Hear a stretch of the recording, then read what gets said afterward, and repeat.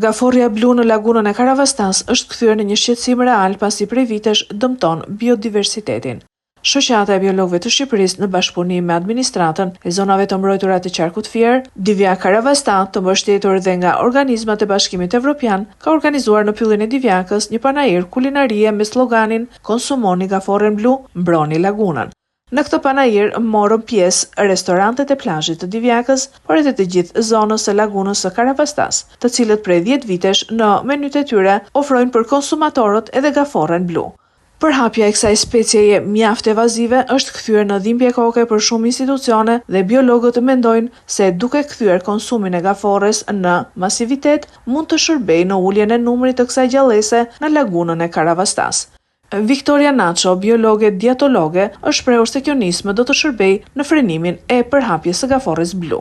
Duke u mbledhur, duke u përpjekur ta promovojmë, do ndihmojmë që të ulim këtë specie e cila le të themi ka pushtuar komplet zonën e Karavastas, por jo vetëm, e gjejmë edhe në vende të tjera të zonës, siç është deti Adriatik dhe deti Vlorës, të njëjtat le të themi forma po ndjekin edhe shtetet fqinj, duke qenë se është një produkt i cili është gjendur masivisht në vitet e fundit në mesdhe dhe po le të themi po shkatron balancën edhe të specieve të tjera. Dhe për këtë arsye gaforria blu është quajtur një produkt invaziv.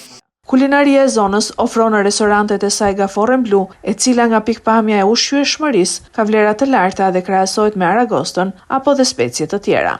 Gaforria është një risi për zonën e Divjakës, ka ardhur fillimisht para afërsisht 10 viteve në brigjet tona, por gjithmonë ka ardhur duke ushtuar. Kërkesat për gaforren janë mëdha, ne shqiptarët ndoshta nuk ja u dim tamam vlerën, po të huajt, turistët e huaj e duan shumë sepse e çmojnë si cilësi mishin e gaforres. Gaforria blu sulmon gjallësat e lagunës dhe shtohet me ritme shumë të larta, por deri më sot tregtimi i saj nga peshkatarët e zonës nuk ka gjetur treg, pavarësisht vlerave të larta ushqimore që ka.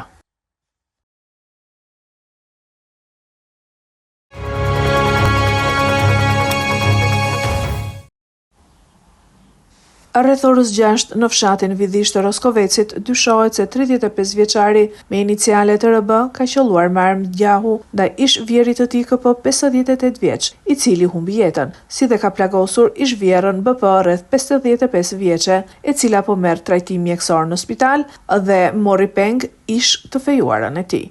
Sipas policisë, menjëherë pas marrjes së njoftimit janë ngritur pika kontrolli dhe kanë nisur kërkimet intensive për kapjen e autorit të dyshuar.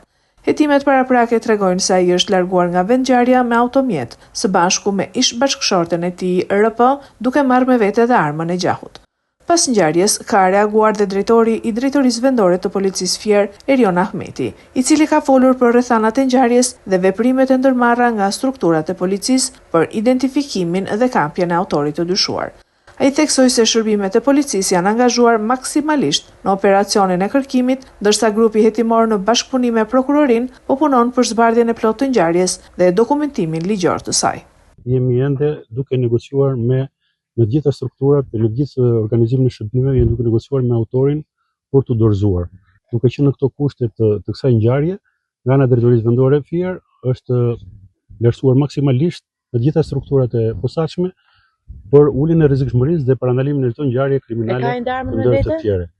Është duke negociuar ende grupi i Drejtorisë Vendore dhe i forcave kombëtare RNA për të mundur shmangjen e viktimave të tjera në lidhje me këtë ngjarje. Është duke negociuar, jemi në kushtet që jemi në largësi të autorit për shkak të negociatave dhe distancës së mbajtur në lidhje me perimetrin e sigurisë për të bërë të mundur që edhe dorëzimin e autorit për parandaluar, siç e përmenda, dhe pjesën e një ngjarje tjetër.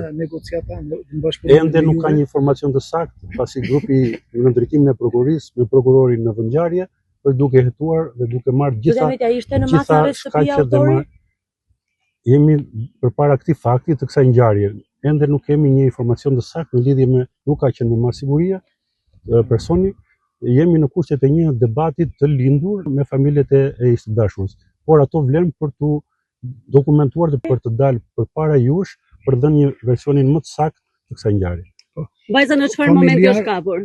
Familjar të autorit janë përfshirë në negociata që ai të dorëzohet. Nuk ka asnjë negociat të familjarëve të autorit përveç se forcave Renes dhe grupet negocimit të drejtorisë vendore Fier. Zoti Ahmeti, a ka bërë rezistencë për të lëshuar vajzën? Ka tentuar të gjithë kohën që unë do vras veten, mos mu afroni, do vras veten, por jemi duke negociuar. Për sa kohë grupi hetimor që në marrjen e njoftimit që në orën 6, gjithë drejtoria vendore me gjithë forcat speciale janë në vendngjarje për të bërë të mundur parandalimin e një viktime tjetër apo ngjarje tjetër.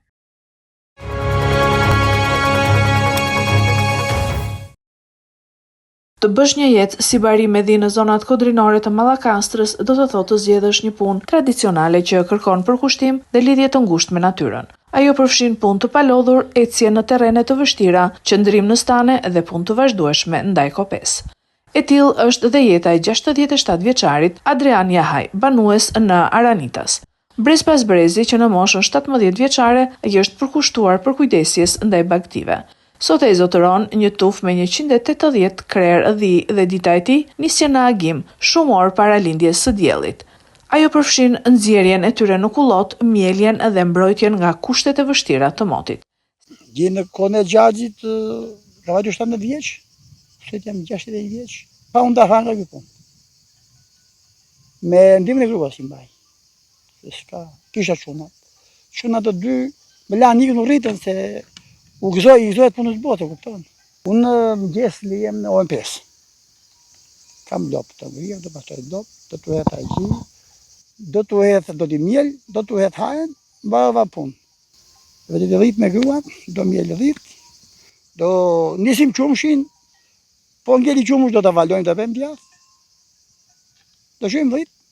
E jam për ditë me dhi, jam nga mëngjes më takë me dhi. Sfid mbetet shitja e qumshtit. Vite më parë grumbullohej nga baxhët e zonës, ndërsa sot e shes tek banorët e fshatrave përreth, tregon Adriani me një çmim prej 1000 lekësh për kilogram. Në rrëfimin e tij, Bariu Mallakastriot ndjen keqardhje që tufat po shkojnë drejt shuarjes, teksa apelon për më shumë vëmendje nga shteti. 10.000 lekë tjetë, asnjë se që më thoshë me atë voti që voj unë. E kupton, të rrishin pyll dhe dishte me thënë bëra. E të vje dalë një javë të mballësh. Që pim në kafe një mik i shok, ja, që është puna. Për ditë në pyllët, këto të bëjmë budalla. Se? Po të bëjmë budalla, se të lidha jo. Të nda në shqyqëria, të nda misia fëmija, pëse së rrisot me? Me pakti. Se punë e shumë e mirë, të ushqen, po nuk e do njejme. Këtu shtetit ashi ka hy, fut subvencionit se të mbajt baktia, se baktia u shduk. Bërë se i do mbajme. Për ditëshmëria Adrianit në kodrat e Aranitasit, ndër dekada, e ka shkëputur tërësisht nga miqt e shokt, e megjithatë ai nuk e kupton dot jetën pak të ritëm. Është punë fitimprurse, por e lodhshme, thot ai. Unë jam brezi i tretë që tundim këmborën, por po shkon drejt shuarjes.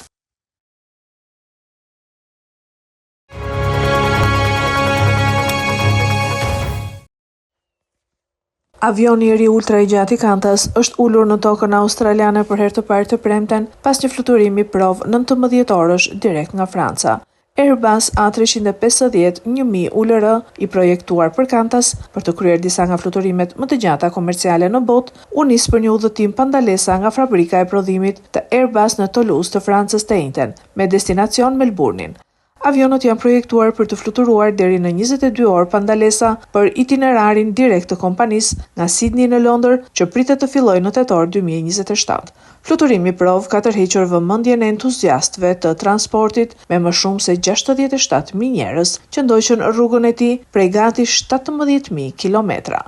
Faqja e internetit e trafikut ajror tregon se fluturimi u nis nga Toulouse në orën 7:33 të mëngjesit të njëjtën dhe ul në Melbourne pak më shumë se 19 orë më vonë në orën 10:46 të mëngjesit sipas orës lokale.